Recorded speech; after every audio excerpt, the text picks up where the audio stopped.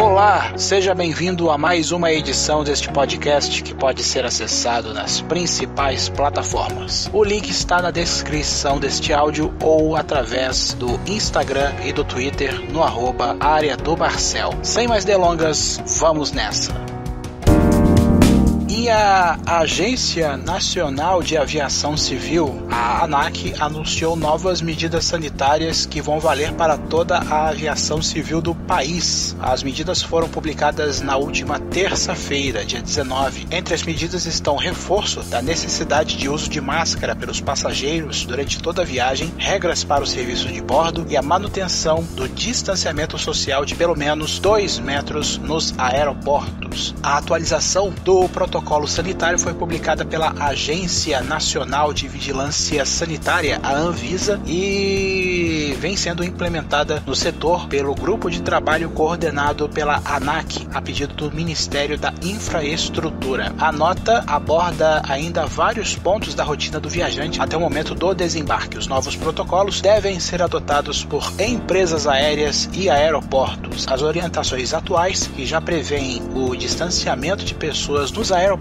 a higienização de aeroportos e aeronaves e o uso dos equipamentos de proteção individual pelos funcionários do setor aéreo, mais conhecidos como EPIs. Elas seguem vigentes e vêm ocorrendo no setor aéreo desde janeiro, antes da confirmação de casos da Covid-19 no Brasil. As aeronaves mais modernas contam com filtragem de ar especial. Conforme algumas companhias aéreas já divulgaram, essas aeronaves contam com um sistema de filtro de ar EPA, que captura 99,7% de partículas ao promover a renovação do ar nos aviões a cada 3 minutos. Todas as aeronaves contam com essa tecnologia, na verdade. Além da utilização de EPI por trabalhadores e servidores públicos, serão feitas campanhas de comunicação visando a prevenção e combate à doença, divulgação de avisos sonoros nos voos, áreas de embarque nacionais e internacionais e desembarque nacionais e internacionais. O desestímulo a aglomerações nas praças de alimentação de aeroportos e espaços de check-in, de embarque e especialmente desembarque dentro das aeronaves. Desinfecção de toda a área de movimentação de passageiros, pontes de embarque, aeronaves, ônibus e outros espaços de uso comum. Organização criteriosa do procedimento de embarque de passageiros e especialmente desembarque da aeronave até o solo, orientando para que os passageiros permaneçam sentados na aeronave no pouso e informados que o desembarque será realizado por filas, iniciando pelos assentos situados mais à frente da aeronave. Além disso, foi recomendada a suspensão do serviço de bordo nos voos nacionais. Isso vai dar uma polêmica. No caso da manutenção desse serviço, priorizar alimentos e bebidas em embalagens individuais, higienizadas antes do serviço. Nos voos internacionais, deve ser priorizado alimentos e bebidas em embalagens individuais, higienizadas antes do serviço. Vamos ver a que pé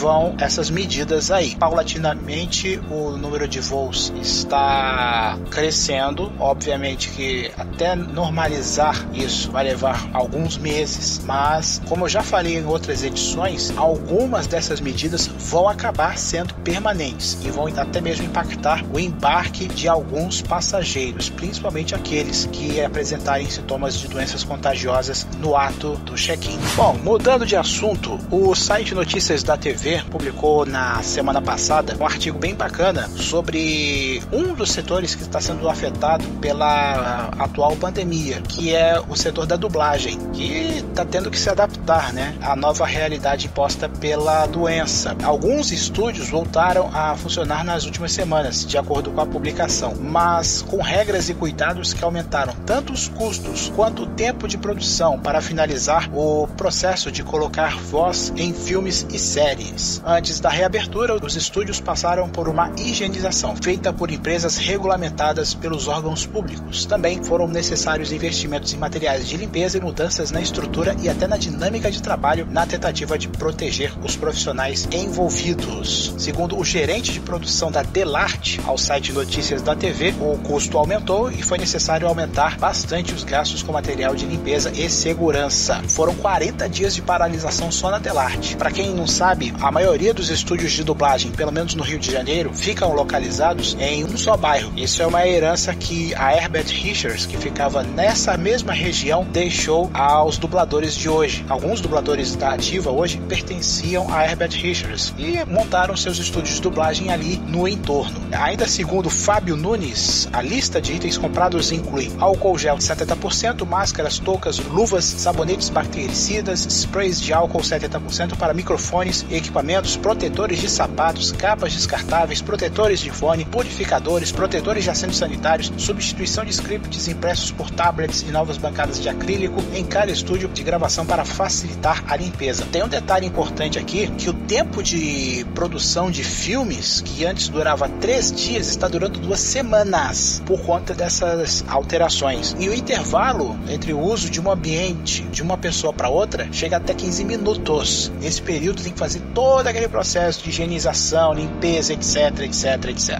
E tem um estúdio que leva até mais do que isso, 30 minutos, como é o caso da All Dubbing, de acordo com o relato da CEO da dubladora, a Ana Lúcia Mota, também ao site Notícias da TV. Muita gente fala assim, não tem como dublar em casa? Não tem, porque a qualidade tem que ser homogênea, tem que ser em estúdio profissional mesmo. Saiu na imprensa esses dias que a Netflix está colocando ao ar algumas de suas produções sem a opção de dublagem, colocando legendas.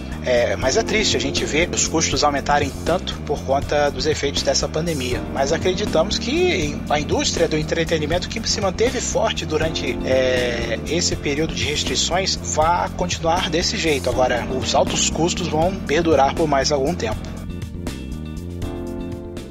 Você me encontra nas redes sociais, Instagram e Twitter, no @área do Marcel. Antes de encerrar, eu quero agradecer a você pela audiência. No próximo dia 24, domingo, este podcast irá completar 1 ano no ar. Eu não esperava uma repercussão bem significativa desse projeto, mas agradeço muito a você por estar prestigiando esse trabalho e a gente se fala no próximo episódio. Até lá!